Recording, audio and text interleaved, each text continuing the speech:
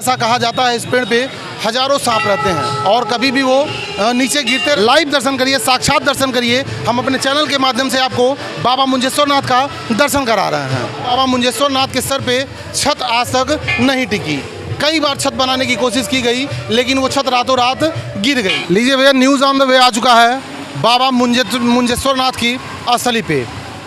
राष्ट्रीय राजमार्ग 24 से सटे सेवई गांव से लगभग 500 मीटर की दूरी पर स्थित बाबा मुंजेश्वर नाथ का विशाल मंदिर है, जहां श्रद्धालुओं का जमावड़ा लगा रहता है। सावन के माह में तो ठीक से दर्शन तक लोगों को नहीं मिल पाते हैं, बाकी 12 महीने बाबा के वहां भक्तों का जमावड़ा लगा रहता है। देख सकते हैं हम बाबा मुंजेश्वर नाथ के मुख्य द्वार तक आ चुके हैं। आइए आपको मंदिर के अंदर ले चलते हैं और बताते हैं बाबा का इतिहास क्या है और कब से बाबा का पूजा हो रहा है।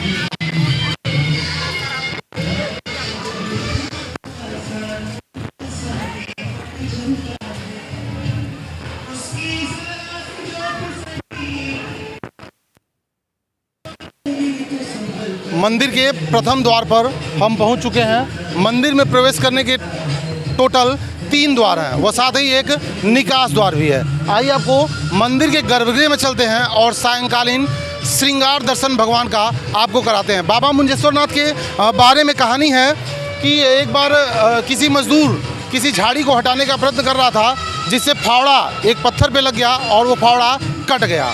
फावड़ा कट जाने के कारण वहाँ से दूध की धार निकलने लगी, जिससे मजदूर थोड़ा सा भयभीत हो गया।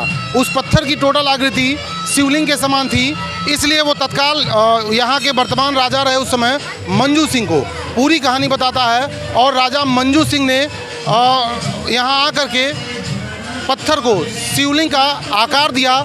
वह इसीलिए कहा जाता है, ऐसी कहानी है कि राजा मंजू सिंह ने इनको शिवलिंग का आकार दिया था, जिस कारण इनका नाम बाबा मुंजेश्वर नाथ पड़ा। आइए आपको अंदर ले चलते हैं और यहाँ के जो महाराज हैं या पुजारी हैं उनसे बात करने की कोशिश करेंगे और इसके बारे में जानने की कोशिश करेंगे।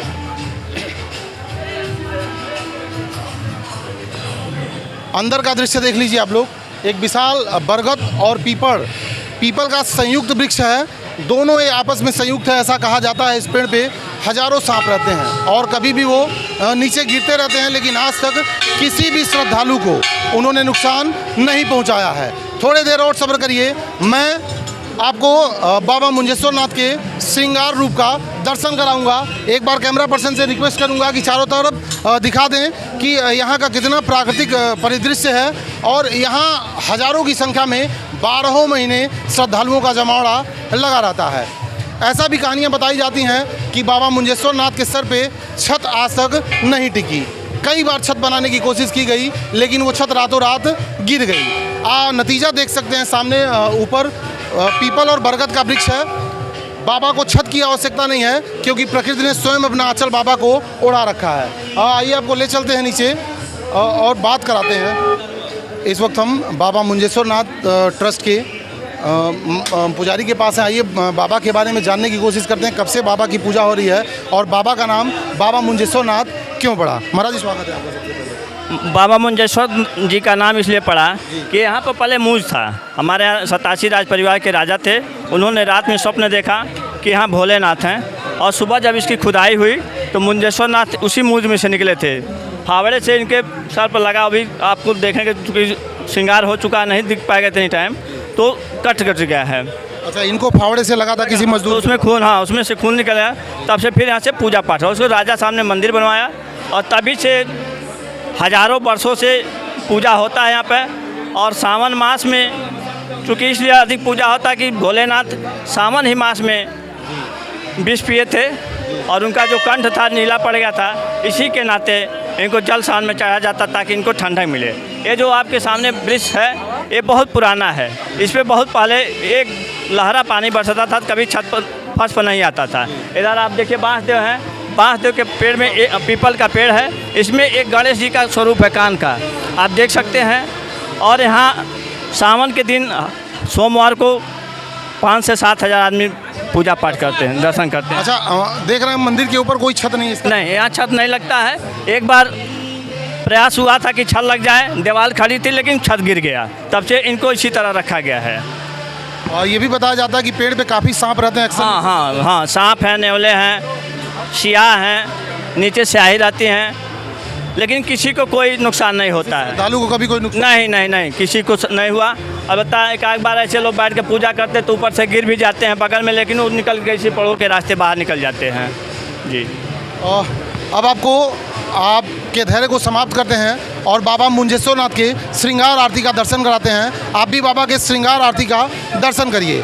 काफ़ी रात हो चुकी है, क्योंकि आरती के समय यहाँ का दर्शन करा पाना संभव नहीं था। यहाँ हजारों की संख्या में श्रद्धालु मौजूद होते हैं और पूरा गर्भगृह है और मंदिर प्रांगण श्रद्धालुओं से भरा रहता है, जिस कारण आपको दर्शन मिलना थोड़ा दुर्लभ था। एक बार और बाबा मुंजेश्वर नाथ का आप लाइव दर्शन करिए, साक्षात दर्शन करिए। हम अपने चैनल के माध्यम से आपको बाबा मुंजेश्वर नाथ का दर्शन करा रहे हैं।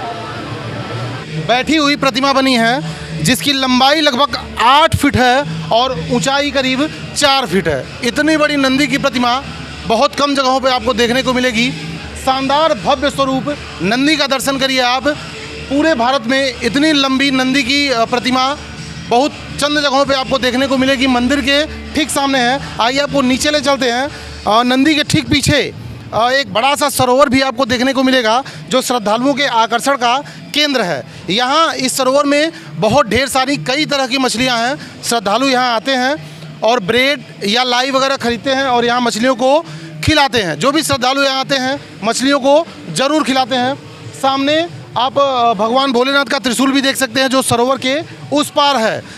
यहाँ ऐसा बताया जा रहा है कि जो वर्तमान मुख्यमंत्री योगी आदित्यनाथ महाराज हैं, वो अपने सांसद के कार्यकाल में हर सावन में इस मंदिर पे आते थे और यहाँ बाबा मुंजेश्वर नाथ का रुद्र अभिषेक करते थे।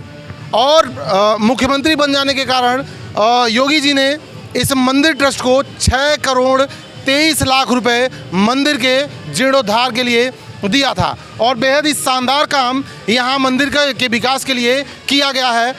यहाँ आने पे आप एक अलग तरह की अनुभूति महसूस करेंगे, एक नई ऊर्जा का अनुभूति करेंगे। सरोवर भी काफ़ी बड़ा है। चारों तरफ लोग टहलते हैं, लोग बैठते हैं, मछलियों को दाना खिलाते हैं।